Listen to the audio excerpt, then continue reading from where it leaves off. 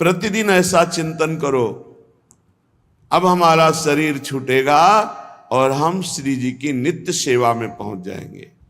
जैसा सोचोगे वैसा बन जाओगे, जैसा बनना है वैसी सोच करो।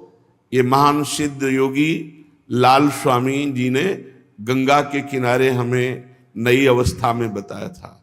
जैसा सोचोगे वैसा बन जाओगे, जैसा बनना है वैसी सोच करो। हम रोज ये चिंतन करें, हमारा शरीर पूरा होते ही हम दिव्य कांतिमय नवयुगल किशोर की दिव्य सेवा में पहुंच जाएंगे। हमें पास मिल गया है। ये जो हमें शरणागत मंत्र मिला, निज मंत्र मिला, श्रीधाम वृंदावन में हित सजनी हमें जो दुलार मिला, उन्हीं के दुलार से सब संयोग बना। अब हमको सेवा मिलेगी, प्रगट सेवा मिली, नित्य सेवा श्रीअंग की मिलेगी, जो बहुत बड़े बड़े योगी महापुरुषों के ध्यान का विषय है। उन प्रभु के श्रीअंगों की हमें सेवा मिलेगी। चलते हैं, श्रीमद् भागवत महापुराण प्रसंग चल रहा है। भगवान श्री कपिल देव जी माता देहूती जी के प्रश्नों का उत्तर दे रहे हैं। माता जी ने पूछा था अष्टांग योग, योग के द्वारा भगवान की प्राप्ति, जिन्हें परमात्मा कहते हैं। योग कठिन साधन है, इसमें यम नियम, आसन, प्राणायाम, प्रत्याहार, ध्यान, धारणा, समाधि, यह अष्टांग योग है। बहुत कठिन है।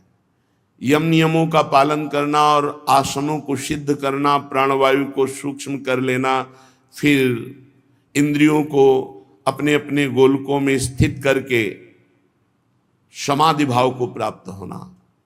समाधि भी संकल्पित समाधि और संकल्प रहित समाधि, संप्रज्ञात समाधि, असंप्रज्ञात विचक्षणा समाधि, यहां तक पहुंचना तो बहुत कठिन बात है। प्रभु ने ध्यान का वर्णन किया कि जब कोई उपासक यम नियमों का पालन करता है तो हृदय पवित्र होता है, मन एकाग्र होता है। उसे फिर शरीर स्थित करना पड़ता है आसनों में। 48 मिनट से प्रारंभ होता है और 3 घंटे तक अनिवार्य होता है। 3 घंटे तक बिना हिले डुले, यदि सिद्धासन पद्मासन में तो उसे साधन सिद्ध उपासक कहा जाता है। जिसका साधन सिद्ध होता है, आसन, प्राणायाम सूक्ष्म, मन एकाग्र, वही भगवत ध्यान रूपी समाधि को प्राप्त होता है। कल वर्णन किया भगवान के रूप का, आगे वर्णन कर रहे हैं। जब कोई भक्त एकाग्रता पूर्वक ऐसा ध्यान करता है जैसा कल वर्णन किया गया, तो भगवान मुस्कुराते हुए उसके चित्त का अपहरण करते हैं। ऐसी सुंदर झांकी कल सुना है आपने। भगवान खिलखिलाकर हंसते हुए उसके मन का अपहरण कर लेते हैं। तस्यावलोक मधिकम कृपयाति घोरत तापत्रयोपशमनाय निशिष्ट मक्षणो। भगवान तीनों ताप का हरण करते हुए, हंसते हुए उसके चित्त का अपहरण करते हैं जो रोज प्रभु का ध्यान करता है। अगर आप निरंतर नाम मंत्र जपना स्वीकार करेंगे तो ध्यान करना ही नहीं पड़ेगा। ये हम शुरू से कहते चले आ रहे हैं। स्वाभाविक ध्यान होने लगेगा। नाम का इतना बड़ा प्रभाव है कि रूप ध्यान के लिए आपको प्रयास नहीं करना पड़ेगा। देखिए रूप नाम आधीना, सिद्ध बात है। जब हम विवश होकर, प्रेम विवश होकर नाम जप करते हैं तो रूप स्वाभाविक आ जाता है। एक क्षण के लिए भी कभी हृदय से रूप डरता ही नहीं। राधा वल्लभ लाल को हृदय ध्यान, मुख नाम, ये एक संबंध है। जब उपासक का नाम से दृढ़ लगाव हो जाता है, रुचि हो जाती है, और वो निरंतर नाम जप करता है, तो रूप अपने आप झलकने लगता है। अपने आप ध्यान नहीं धरना पड़ता, वो रूप प्रकाशित रहता है। आंख खोले या आंख बंद करे, उसके सामने इंद्र नीलमणि श्याम मनोहर सात कुंभ तनु गोरी प्रिया प्रीतम झलकते रहते हैं। पी मूर्ति नयनन बसे, वो बस जाते हैं आके। खास बात है निरंतर नाम जप। अब ये जरूर है कि शास्त्र, संत और गुरुजनों के वचनों का आश्रय लेकर जो अनुभव हुआ, वो अगर बात मान लोगे तो कोई भी हो, कहीं भी हो, आपका परम मंगल होगा। ये हम चीख चीख के कह रहे हैं, ये ध्यान करना बड़ा कठिन है अष्टांग योग के द्वारा। बातें बना लेना सहज है, लेकिन जो आप योग के द्वारा, ध्यान योग के द्वारा नहीं उपलब्धि प्राप्त कर सकते, वो आप नाम के द्वारा प्राप्त कर लेंगे। बहुत सुंदर बात है। जपत हरि विवश तव नाम प्रतिपद विमल, तो मनसि तव ध्यान ते निमिष नहीं तरिबो। नाम जप का सीधे ध्यान से संबंध है। नाम पहारू दिवस निष्ठ, तो ध्यान तुम्हार कपाट। बहुत ध्यान का संबंध है नाम से। जो जितना अधिक नाम निरंतर जपेगा, रूप अपने आप प्रकाशित हो जाएगा। हमारी ये बात बैठा लो, ऐसे ध्यान करने में मुनि मन ध्यान धरत नहीं पावत। देखी रूप नामाधीना। भक्त जनों के अत्यंत घोर तीनों तापों का शांत करते हुए उनके चित्त को चुराने वाला वो रूप प्रकाशित, और हंसते हुए प्रभु दिखाई देते हैं। श्री हरि का जो हास्य है, हासम हरे रवनताखिल लोक तीव्र श्लोकाश्व सागर विशोषण मत्युदारम।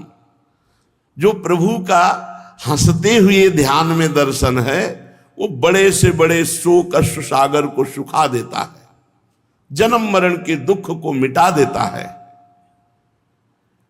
बड़े बड़े मुनियों को काम मोहित कर लेता है, और हरि अपने भ्रकुटी संचालन से काम को नचाते हैं।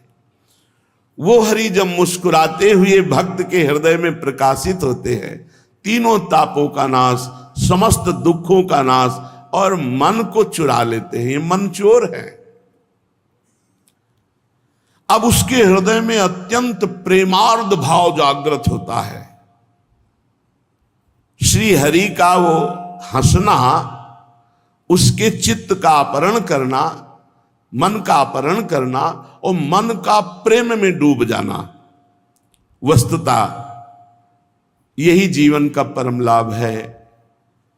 भगवत ध्यान में पुलकित होकर अश्रुधारा चल रही, मन प्रभु में पूर्ण रूप से आसक्त हो गया, यही जीवन का परम लाभ है। इस प्रकार साधक का जब प्रभु में प्रेम हो जाता है, तो हृदय भक्ति से पूर्ण होकर द्रवित होने लगता है। शरीर में कंपायमान, कपकपी आ जाना, रोमांच हो जाना, उत्कंठा जनित अश्रुधारा बहना, ये परम लाभ। ये जो पुलकावली है, जब शरीर कंपायमान होता है, रोम रोम पुलकित होता है, जन्म जन्म के मलिनताओं का सफाया हो रहा है। कभी ऐसा जीवन में हो तो उसे गुप्त रखना, किसी को बताना नहीं। आप में यदि कभी भागवतिक भाव आने लगे तो उनका प्रचार प्रसार मत करना, नहीं वहीं से बंद हो जाएंगे। बहुत से ऐसे संत महात्मा साधक जन अपने अनुभव बताते हैं आकर के कि ऐसी ऐसी स्थिति थी, अब वो बंद हो गई। उसका कारण दो ही होता है, एक वैष्णव अपराध और एक अपने मुख से अपनी स्थिति का वर्णन कर देने से। एवं हरौ भगवती प्रतिलब्ध भावो भक्त्या द्रवद हृदय उत्पुल कहा प्रमोदात, औत्कंठ बाष्प कलया मुहुरर्द मानस, तच्चापि चित्त बडिशम सनकैर वियुंक्ते। जब इस प्रकार साधक भगवत आराधना में लगता है तो उसका श्री हरि से प्रेम हो जाता है, प्रभु से प्रेम हो जाता है, हृदय भक्ति से द्रवित हो जाता है, शरीर आनंदातिरेक से रोमांचित, पुलकित, कंपायमान हो जाता है। उत्कंठा जनित प्रेम आश्रुओं की धारा बार बार बहने लगती है। फिर जैसे मछली कांटे में फंस जाती है, वो निकल नहीं सकती, ऐसे ही मन हरि में फंस जाता है, वो निकल नहीं सकता कि अब वो विषय की तरफ भाग पावे। माता जी, जैसे तेल खत्म हो जाने पर दीप शिखा अपने आप भस्म होकर राख हो जाती है, वैसे ही ऐसे भक्त के जिसका शरीर रोमांचित, अश्रुधारा कंपायमान, हृदय भक्ति से द्रवित, उसका संपूर्ण आश्रय, विषय, राग, ये सब नष्ट हो जाता है। ना किसी व्यक्ति वस्तु का आश्रय, ना किसी व्यक्ति वस्तु से कोई आसक्ति, ना कोई भी भोग वासना, शांत हृदय। जैसे दीपक का तेल खत्म, बाती जलकर राख हो गई। अब वो ब्रह्माकार, भगवदाकार स्थिति में आ गया। उठते बैठते, चलते फिरते, खाते पीते, सोते जागते, हर समय प्रभु में स्थित है। ठाड़े बैठे परे उताना, कबीर काहे हम राहें ठिकाना। ब्रह्माकार स्थिति, भगवदाकार स्थिति।